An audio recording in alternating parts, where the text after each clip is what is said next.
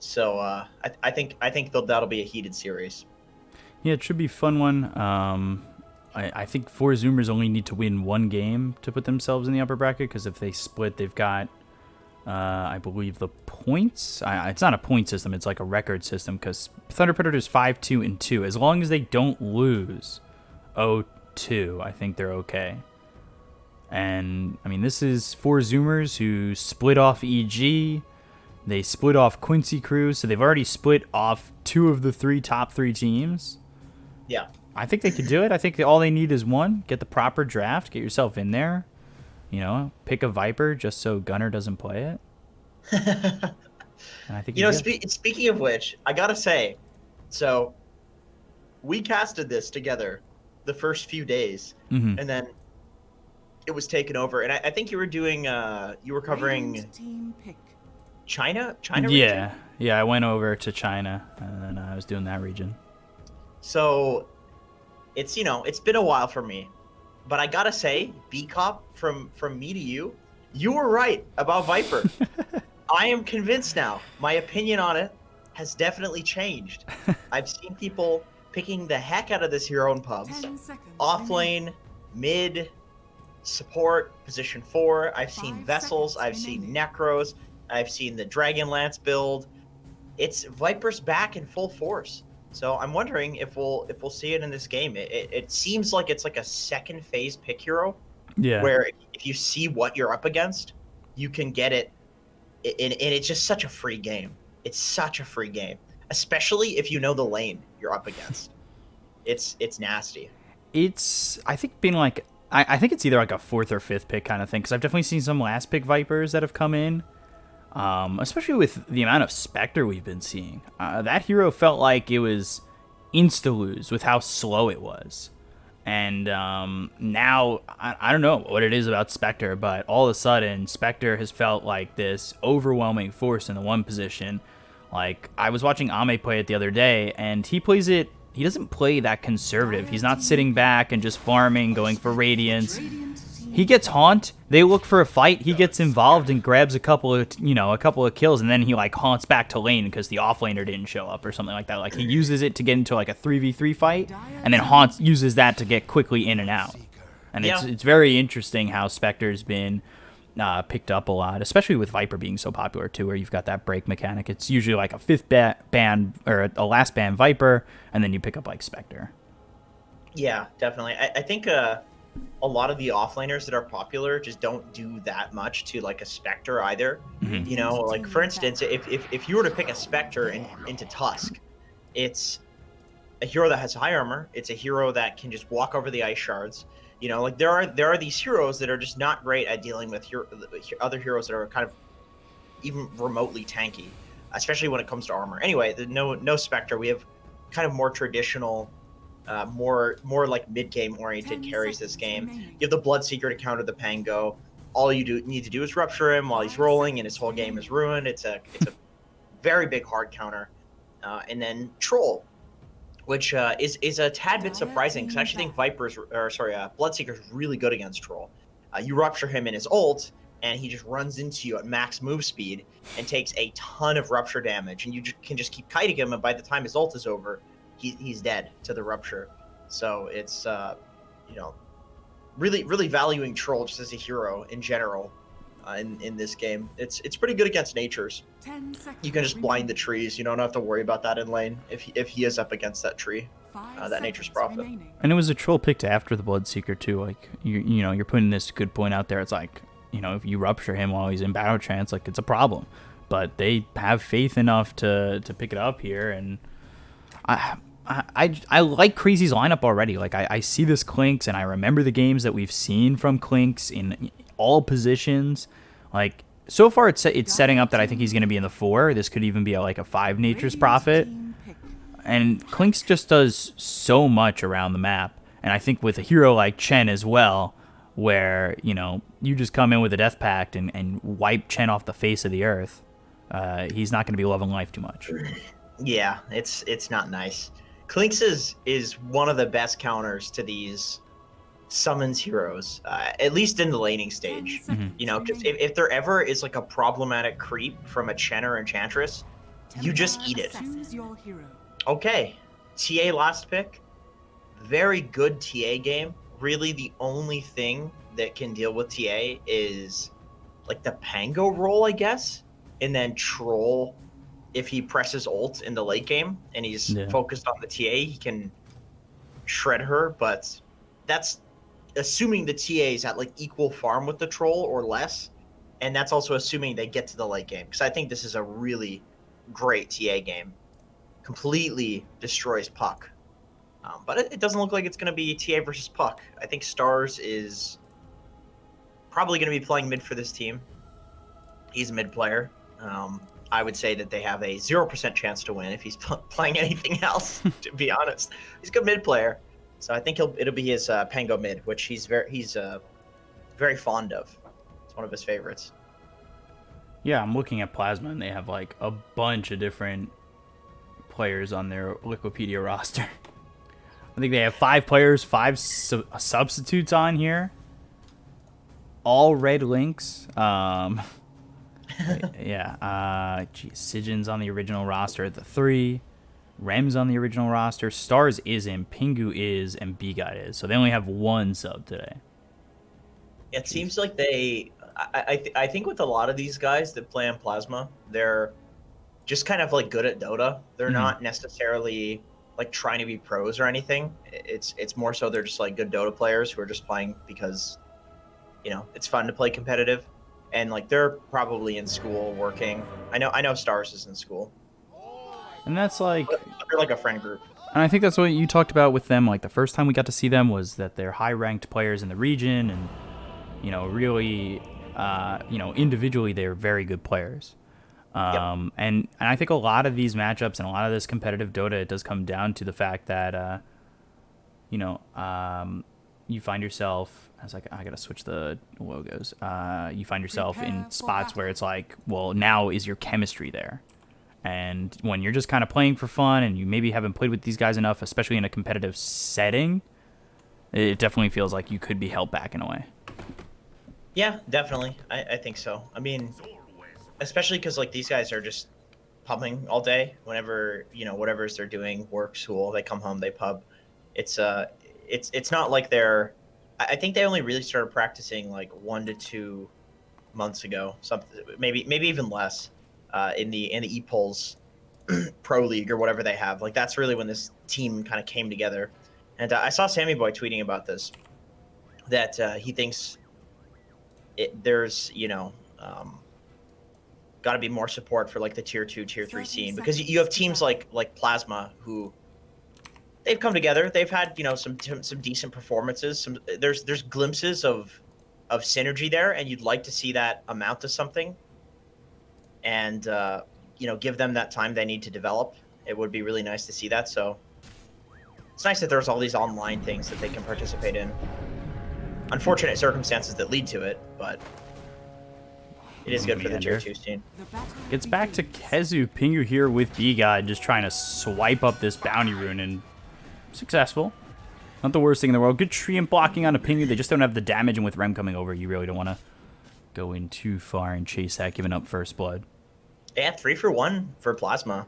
Good, really solid level 1 runes from them. And what really sucks is Moonmeander, he had a skill to simulate because of that. So he doesn't have his Aether Remnant pull. He doesn't have Resonant pulls for trading. Dissimulate's probably the worst ability you can start with at level 1. You really don't want to have to go for that if it's not completely necessary. But he had to get the hell out of Dodge. Yeah, it really. I watch Void Spirits because it feels like it's a hero that's just. I mean, obviously you do too, but I think about that Dissimulating, what it now offers you in the lane, and it doesn't feel like much except for an escape or just a little bit of movement here and there, where you're trying to use, say, the Resonant Pulse, and well, Moonmeander's not in a farming position. It is a 5 Void Spirit, so I guess maybe it's not that bad with the Resonant Pulse. I would say more you'd want the Aether Remnant, just because Resonant Pulse you're using. Ooh, they actually kill him. They just run him down with Tusk. I think what was happening bot is Aoi was thinking, okay, there's a Puck with 1 armor. I'm gonna beat the crap out of him. But then BGod counters and just comes in and says, hey, you're Clinks, man. You have 4 armor. It's actually pretty decent, but still, Clink's pretty squishy. He's got one of like the lowest base HPs, so very easy to kill. Yeah, sorry, I got caught rambling about top and how Resonant Pulse, usually you'll use it to also help you secure those range creeps, but he's in the 5 position, so more than anything, he'd probably just want the Aether Remnant, right? Yeah, I think so. It's good for like, you can get like a clutch kill, pulling somebody onto a creep wave, or stunning them for a little bit, getting a couple of extra auto attacks. It's a nice one.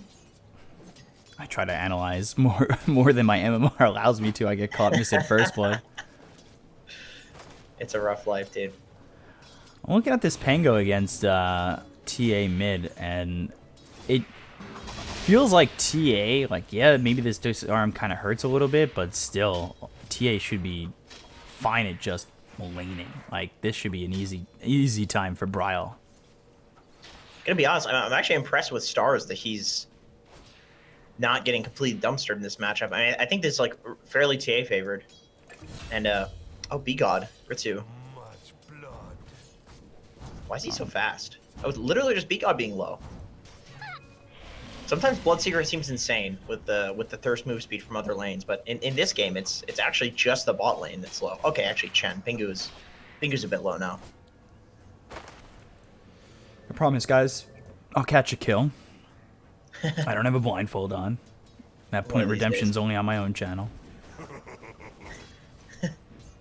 Oh, Owie bot. Oh, again, they gonna get him again? Ooh, death pack there keeps him healthy. I mean, 250 extra HP at 3 minutes. That's kind of nuts. Like 830. Oh boy. Oh boy. I don't want to talk about it. There's a Reddit thread being typed as we speak about how we haven't caught a kill yet, or I mean me. There's so much going on in these side lanes. It really, again, bot lane. Yeah, and they'll go after this Bloodseeker. This will be the kill that I catch as Sijin gets the Bloodseeker, and this is with Clinks pulling the lane. And I've seen this a lot, where the second the support leaves to pull, go, go, go. I mean, they don't even have any vision of Clinks going to do this. They just kind of expected it, you know? It's like, okay, where is he right now? Like, he's got to be doing, you know, he's not going to be doing nothing. He's low HP. Like, you know he's going to go to the pull, and they just capitalize on that. Ritsu was just a little too low. A little too low with that Blood Rage on. So much damage. All right. So we get to the 4-minute runes. Let's see who gets this. It looks like it's going to be the Dire. Although Aether Remnant would really help if they could just grab it, but it is bottom, and that's sitting there waiting with Bkop on it. See, this I'm always curious what happens here. Like, Bryle, are you going to run in and... Okay, he does, so he forces it. See, I kind of feel like Plasma could have done some damage to Bryle there. At least psychological damage. Like, hey, there's 2 of us, 1 of you. Don't do this again. Or just deny it in his face. Yeah? You're talking psychological damage. You definitely want it more for what it offers Yeah. you, but just saying, psychologically, you see a guy deny it, you know that guy's got the cojones to do that right on you. Aether Remnant pulling in Shen, a lot of damage on a Pingu, and the treants are just right in front of him. It's impossible for Pingu to get out of this one, and Kezu does a great job microing there with the help of Moomiander. Yeah, four trees at this point without boots. It's so hard to try to get around those. I find that Void Spirit is... Oh, misses the shards. That sucks. Yeah, because he's It's dusted. funny, he missed the shards, and then Sijin also didn't press Jaunt in time, so that like they both kind of flumped the kill there a bit. But it happens. I mean, they've killed Owie a bunch down here at this point. By a bunch, I mean literally once. This 5 Void Spirit feels like a 4 Void Spirit. I feel like it just offers the same thing. And I don't know if they're both in a support role, but it's more about just having that Aether Remnant and having that control. Like, is there any reason why you'd want him not having farm priority if you want him, say, getting an Ags? Honestly, the distinction between like 5 and 4 these days is like the line is really blurry, you know, because wards are free. So Like really, the forward position should be placing a lot of wards anyway. Mm-hmm. So I think it really just depends on who starts snowballing, who gets farm priority. Like if Aoi, starts having a really good game, he'll probably take farm priority. But if Moon Meander, I think otherwise it's probably going to be Moon Meander that takes farm priority, just because, like you said, typically it's Void Spirit that's going to be farming. I mean, he has farming abilities. Clinks doesn't really. Clinks runs around and kills people. Mm-hmm. So you have this interesting dynamic where even if one of them was the hard 5 and the other wasn't, you still have two heroes who get farm in a totally different way. So it's not like if Moon Meander starts taking farm, Aoi's not going to get kills on heroes anymore. He's definitely gonna kill heroes either way. It's a cool draft. I like this draft. Yeah, it's certainly an interesting support duo. I would say a lot greedier of a support duo, and one that can potentially really output a lot of damage compared to, say, having yourself a different, weaker support. Sprout on a Pingu, dissimulate right on him. Moon Meander's sitting a little bit low. He's got Aether Remnant in just a second. Might throw it to control Rem, but puts it on him. Doesn't exactly grab him either. And this TA, Bryle's doing so well, 51-7. Not to say that Stars hasn't really kept up with him. I am very excited's not the right word, but happy to see that it wasn't just a slaughter. Yeah, I agree. Stars is one of those. He's mechanically skilled. He's very mechanically skilled. He can definitely throw in mid-game decision making, though. So we'll see if he can keep it together. You said he's in school, so is he like 18? Yeah, he's a youngin. He's actually, I think he's 18 on the dot, dude. He called it. It's like 17 or 18. Going to uni.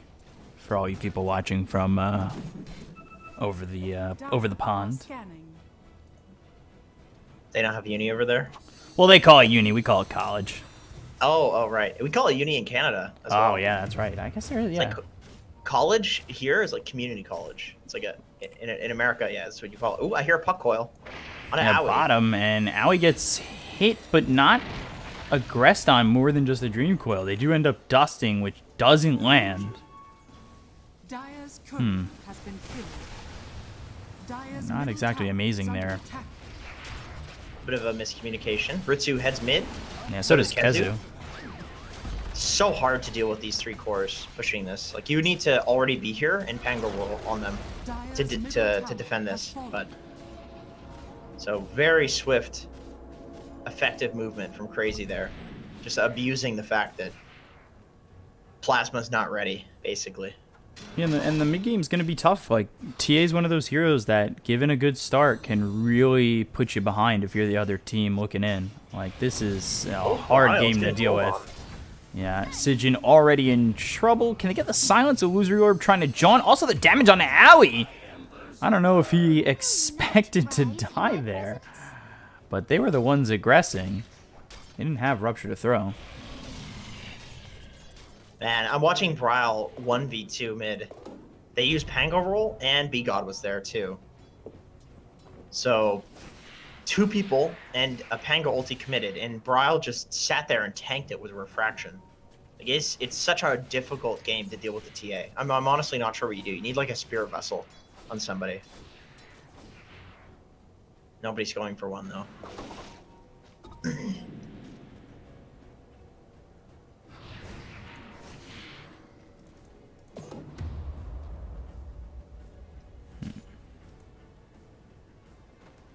Got TPing top. They want to defend this outpost, it looks like. Yeah, if they can, because it's a very slippery slope when you start to fall that far behind. And now he gets hit with the dust. He's under the sentry ward. Shards are there right in front of him. This should be a kill. And that'll protect the outpost. They're looking to get greedy and go for these bounty runes, but ooh, Moon Meander takes a lot of damage. He'll grab the bounty rune, now try to leave, but they'll commit the Dream Coil. Resonant Pulse isn't enough, and still ends up falling. So 2 kills so far for the side of Plasma, as now Crazy. Well, they're down numbers, and they've got Kezu on the run in the trees. I'm surprised they didn't go for the dive there. They do have the Pango ulti. I think they're giving quite a lot of respect to Crazy, which I mean, I understand. Definitely, you know, you're playing against a TI winner, but sometimes you can give a little too much respect. Rupture onto the puck, and they have Rolling Thunder, so interesting that it went onto the puck, and now they've got the Rolling Thunder hitting KheZu multiple times. Ooh, misses Moon Meander. Swashbuckle for the finish. Like that Rupture, yes, it kept puck out of the fight, but I don't know, could have been better spent maybe on the Pangolier, as they still get the kill here with Bryle coming over to take out Sijin, and there's a second as Stars goes down. So at the end of the day, yes, they lose KheZu, but they get 2 kills, and they're going to look to get this tier 1 tower with Bryle going Blink instead of the Deso that he had queued up. I think that's the only way he gets that kill into the puck there, too. Yeah, definitely. Just looking to be really active. I think this approach makes sense in this game, just because they can take all the tier 1 towers if he gets this blink, and then he can kind of dip back and, you know, farm the enemy jungle aggressively. It's one of those games where nothing can really cancel his blink other than the coil. So if he just gets a blink, like, he feels immortal. You know, if he goes to Deso, there's a window to kill him. So this really does feel like a great blink game. You can see that decision making coming in because he did have the Deso queued up. So it's one of those things that, you know, you can see with these players that are very good situationally. Like they think about it, but they, you know, eventually you can see the logic. Yeah, I think recognizing a situation is a very big skill to have. I mean, often in Dota, it's really just about. Sijin maybe could have coiled there. But I think often in Dota, it's really easy to win games by just thinking like, okay, what's going to make me unkillable here? And like, if you can find something that does that, just going for that makes the enemy team's life so difficult that they can just lose because it's so difficult, you know? And then they have to find like an equivalent. Dire's top tower is under attack. 4K gold lead. 12 minutes. Dire's top tower is fallen.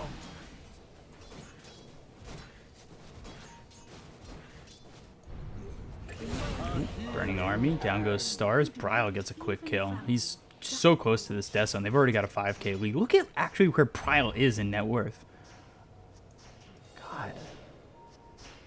Yeah, he's huge. And then this whole time, Ritsu's like taking all the safe farm too. That's why this blink is really nice. This lets Bryle be extremely aggressive, and he's basically only been taking enemy jungle camps. So it's not like he's taking away from Ritsu's farm to get this amount of farm.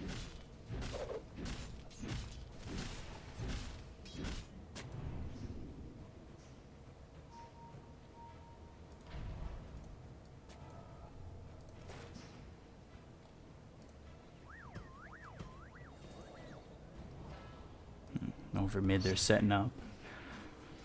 They've got the smoke on Pingu. There's Sijin with the Dream Coil. They've disarmed Bryle. Aether Remnant flies in, but it's not going to do much. Rupture. And Star is already in some trouble. He goes back into the fight that assimilates there for Moomiander. They've got some damage out onto the Pangolier, who survives a little bit longer using that wand with max charges. B-God's already dead. Pingu drops as well. Aether Remnant's really well placed. Sijin's still nearby. Ritsu with the extra movement speed should be able to catch up. The question is, does he get the kill? If he gets the silence out, ooh, phase shift, still gets it. Triple kill there. And nobody gone on Crazy. Sometimes playing against Bloodseeker can feel like one of the most frustrating low skill experiences, you know, where like the enemy guy runs in and just cleans up 3 kills. And it's like, all right, you didn't even do anything. Like, your team got everybody low, and then you ran in and got all of the kills afterwards. You know, it's like you basically have to win a fight against Bloodseeker in the first like 5 seconds, or otherwise he just runs in and ravages you. It is not fun to play against a farm Bloodseeker. Not fun. Amazing what you found, Lionel. Bryle's got this Deso flying out. Big boy. Dire's bottom tower is under attack. Dire are scanning. Battle Fury for the troll, but I just don't know if he gets the open space on the map to really capitalize on picking this item up. Yeah, definitely. I think this is precisely the moment where Plasma needs to. They need to go for this bot tier 1. This is the easiest tier 1 to take. It opens up arguably the largest area of the map. If Crazy can defend this, the game is over. There's no way. Like, this is one of the things that I expect to change in 7.27. It's just the value of the mid tier 1 and the safe lane tier 1. Radiant's bottom tower is under attack. It looks like they're maybe not gonna defend it with Crazy, just because it's so late at this point in the game that a lot of people opt to just not risk defending it. Kezu is pinging.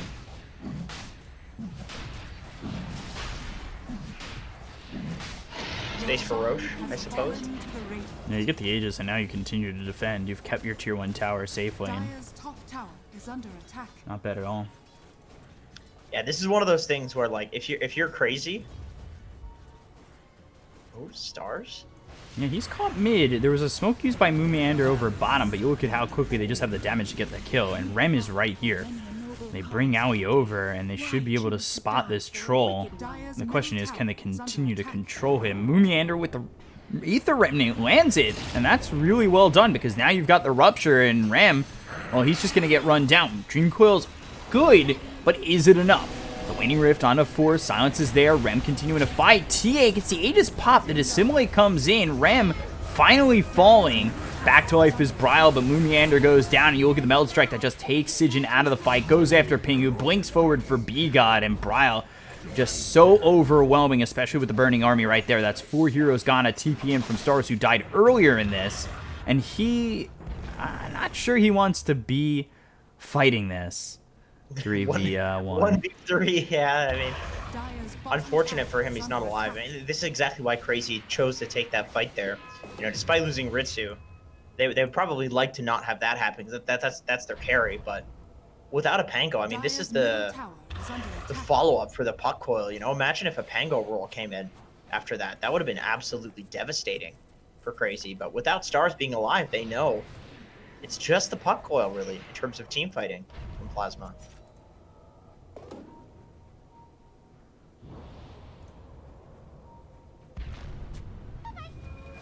Oh, God. Oh, God. Bryle! Look at the damage he's just putting out. He's got Kezu to help. B-God now hit by that trap, slowed down, and Melt Strike. From half to dead. God. Yeah, this is the popping off TA game. It's... Whenever this happens, you basically say to yourself, like, okay, we should have smoked to kill this guy earlier, because he's about to get his BKB. So the moment this happens, you need to have the Puck Ags, and even if Puck rushes it, he's only halfway there at 18 minutes. Wing forward from Bryle. Kezu coming in, and I mean, if Rem can get out, that's a win in itself. But he's also looking to maybe come back into this one. Stars dies to the Bloodseeker. Bottom, the snowball forward doesn't hit Kezu, but they do have the shards. Sprout. B-God's surrounded, but now Kezu's in a bad spot where the Waning Rift gets the silence. The mech is popped. He tries to get out and won't be able to do so. So 4 heroes rotate after losing the Pango out of this lane, and, well, it is something to kill off that Nature's Prophet. It's so little gold for it, though, because, you know, back in my day, 6 months ago, it was, you know, if you kill a Nature's Prophet in a situation like that, that's a high-ranking core in terms of net worth. You'd get that comeback gold, but in this patch, you have to kill Bryle. You only get a percentage of the person that you killed's net worth. Has nothing to do with team net worth anymore. So it is no bueno to kill anybody but Bryle. Look at this, Kezu just comes forward, but that's such an aggressive spot. I think he knows he's got the help here from Bryle as well as Aoi. He might give up his life, but this fight already looks like it should go their way. They've got the silence, they have the Rupture. Can they kill him before he's able to get that battle trance off? And, I mean, that's absolutely perfect. And there's Stars getting killed off, too. With the BKB on Bryle, there just isn't anything on Plasma that can deal with that in the moment, so even though Kezu basically walks in and feeds, and I'm sure he didn't need to do that, but I don't think Crazy really cares. Like, they just wanted to take any fight. Like, all right, dude, Kezu, just go in. We don't care. Oh, yeah, you're a core. We get it. Who cares? You don't need to be a core. We have Bryle. Okay? You know, they really just needed to start a fight with that BKB pickup from Bryle. Dire's middle tower is under attack. Take over the outpost a little bit past the 20-minute mark, so not ideal, but not terrible. Map control. Dire's middle tower has Not much more you can ask for. Aoi is just so aggressive scouting. Oh, he sees Pingu 2 right on a trap. Yeah, and No he's got way. the damage, Aether Remnant there, and it's an easy kill for Aoi, who's now at 25 extra damage. The thing about this, too, is, like, we talked about how these two supports, it's not your most used core duo. Is, oh, God, Sijin, 2 shots and gone. Again, the damage that Bryle can just output, if you're not focusing him, you are in a world of hurt. I even went for the Meld Dispels talent. Most people will go for that armor reduction, so that when you get the Meld Bash, your Meld just does a ton of damage. Got the Aether Remnant again with the silence. Troll can't get off the Battle Trance. He never even has the opportunity to get ruptured and run with the Battle Trance. He's just dead. See, that's kind of what I was thinking with like the Troll versus Bloodseeker pick. This is kind of how I expected the fights to look for Troll. The combo just lines up almost perfectly, where you've got the Aether Remnant into, into the Blood Right. Well, the thing is, like, are you gonna press your ult just because he Blood Rights you? It feels really bad. But if you let the Blood Right go off and you don't have some sort of purge for the silence, then you can't ult. So it's like he presses a 12-second cooldown ability and you have to press your ult on Troll. That feels awful. Radiant's courier has been killed. Now we're losing that courier. Feeder. Dire's bottom tower They is still have under this tier 1 attack. bottom. That's absurd. Yeah, that's the map has been so small for Plasma. I mean, you can see it in the gold, 23k. Dream Coil gets used I as was this here. fight's happening in the triangle.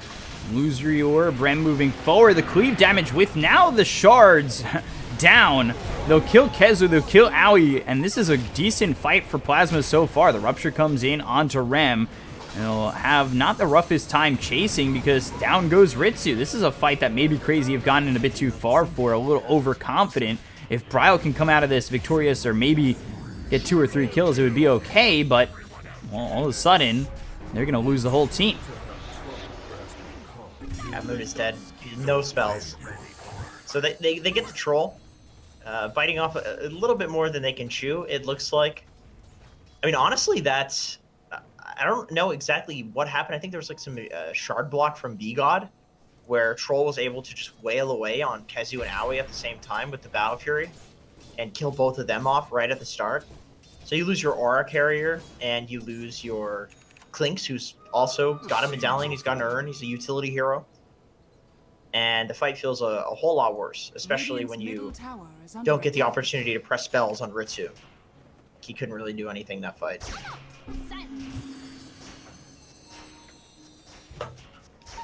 Gosh, and it does cut it down to 20,000, still up there. But you can see the damage that Troll can output, especially with those shards with the cleave coming in. It is very disgusting. Yeah, definitely. If Crazy were playing just a little bit slower, if Troll had like 5 more minutes without getting double raxed, you could see that maybe this could be like a big turnaround. I mean, now like there needs to be a couple of more fights like that at least for this to be an actual comeback story. It's 100% possible, but if Crazy was a little bit slower, it would look much more viable because we just saw Troll's true potential in that fight. It's just a little too late with 2 racks down. Most likely, I should say. Got it.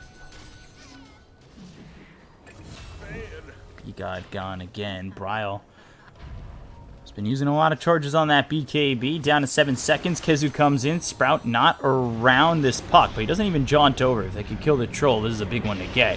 And again, they've got the disarm. He still has the battle trance. Burning Army placed by Owie, maybe thinking that Plasma retaliate on that aggression. Instead, they smoke and move towards top. They do have Rupture for stars, so once he gets Ruptured, it feels like he really can't go anywhere. And he'll try to TP out. There's no way to stop it. Going for that... I say there's no way out except for the TP. And there wasn't anybody there to stop it very early on that attack. I'm going to blame the fact that Ritsu's like totally new to this team on that one, because I feel like his team was smoking up there. You know, Moon is still smoked. So I think he just needs to be a little more patient. Aether Remnant again. Damage on Rem. He's silenced. Hand of God heals him up. Silence about to run out. Snowball. Good save. Out onto KheZu. And can they follow this up and clean up these heroes on the side? Crazy. They have the blood right down, and now all the damage down on a Bkop. They'll get themselves one. Battle Trance on cooldown. Silence is there. He's in the Sprout. He can't do anything. So Rem goes down. Stars is gone. Pingu dead. 4 gone. And make it potentially a 5th with the Aether Remnant and the Blood Right. It is certainly a full team wipe for the side of Crazy over Plasma. And back to that 24,000 net worth lead. They have 4 buybacks available. Question is, will it matter? Oh man, yeah. If they all buy back, it almost feels like either choice, like letting your tier 3s die, tier 4s die, versus like 3 people buying back. Like I actually don't even know what's worse. You lose 6k gold for those buybacks, almost. Not cool. And that's Rush. They just cheese in their hands. No real way to get on this.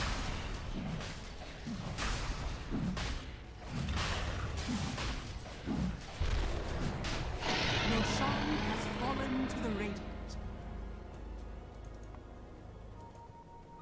I restore my connection. I really like Bryle's conservative build. I know it's he's got an Orchid at this point, so maybe it may not look conservative, but just going the Meld Dispel, getting the just poking, like, getting the BKB after the Deso, not going for like a Daedalus or something like that, getting the Blink first. Like all of these things just make it so that at the individual moments where he would otherwise be able to get killed, he feels immortal. So Bryle is very much so making it hard for Crazy to throw this game, even if they wanted to. Maybe he needs to pull a Sammy Boy and pick up a couple of Battle Furies. Wouldn't mind the double Battle Fury Quap to come in again. Hey man, 100% win rate. Don't knock it if you haven't tried it. I haven't tried it yet. I don't want people to hate me in pubs. Well, they already hate you in pubs, so just do it either way. I give you too much crap over your pubs. you're gonna go into your pub so depressed.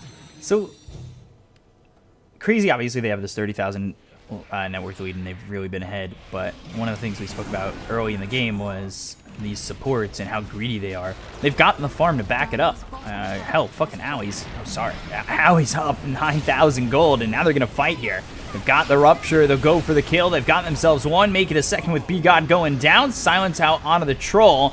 They'll have control with the Aether Remnant, the Dissimulate Meld Strike comes in, down he goes, no buyback, GG is called, make it 4 kills for Crazy to clean up this game.